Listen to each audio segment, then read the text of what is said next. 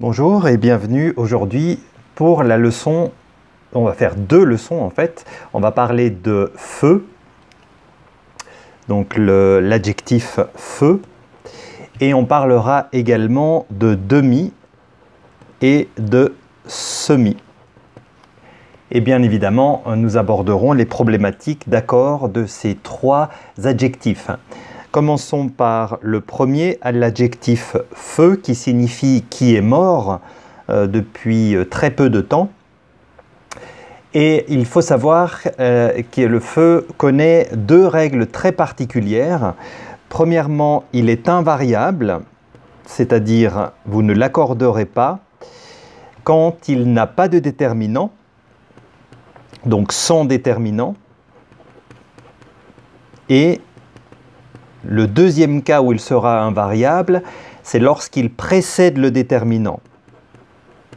Précède le déterminant. D'accord? Voyons des exemples pour que ce soit un peu plus clair à comprendre.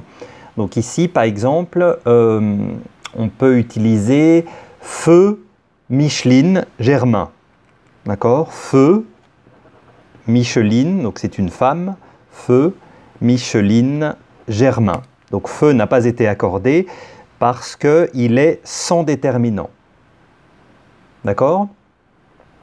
Et quand il précède le déterminant, eh bien à ce moment-là, c'est feu, ma mère. Feu, ma mère. Donc ici, de nouveau, feu n'est pas accordé puisqu'il précède le déterminant possessif ma. Le deuxième chose que vous devez savoir, c'est que feu va être variable, et c'est là où les choses deviennent intéressantes. Feu s'accordera en genre et en nombre quand il est placé entre le déterminant et le nom.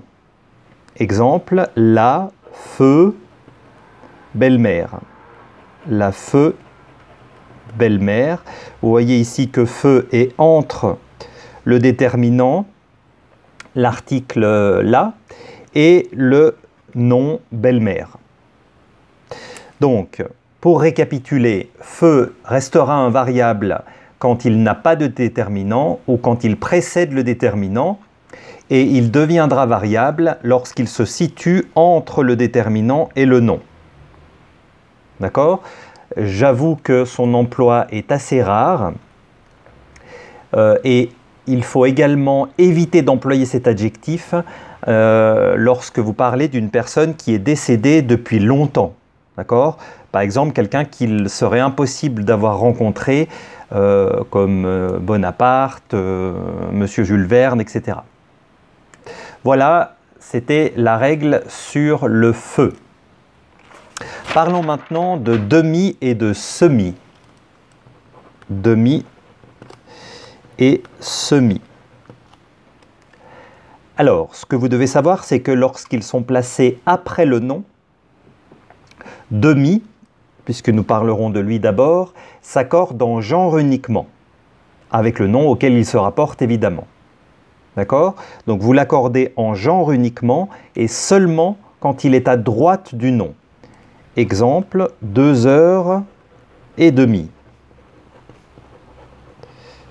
Donc on accorde avec heure qui est féminin, mais nous l'accordons en genre uniquement. Demi n'existe pas au pluriel. D'accord? Qu'est-ce que je peux vous dire encore avec demi? Non, c'est tout ce que je peux dire. Ah oui, attention à demi, lorsqu'il est placé devant un adjectif ou un nom, donc devant un adjectif ou un nom, demi sera relié à un trait d'union à cet adjectif et à ce nom. D'accord? Demi final. D'accord? Ou demi ronde. Donc devant un nom ou devant un adjectif, vous allez utiliser le trait d'union. D'accord? Et enfin, dernière chose à savoir sur demi, c'est principalement l'expression, la locution adverbiale, pardon, à demi. elle est toujours invariable, d'accord? Et elle est suivie d'un trait d'union devant un nom, mais pas devant un adjectif, qu'il soit qualificatif ou participe passé à valeur d'adjectif. D'accord? Exemple, à demi-mot, devant un nom, le trait d'union est obligatoire, d'accord? Mais à demi-nu, d'accord? À demi-nu ou à demi corrompu, si on prend un participe passé à valeur d'adjectif, d'accord? Ici, vous n'avez pas, vous voyez, il n'y a pas le trait d'union. Donc attention avec la locution à demi, le trait d'union se met uniquement entre à demi et un nom.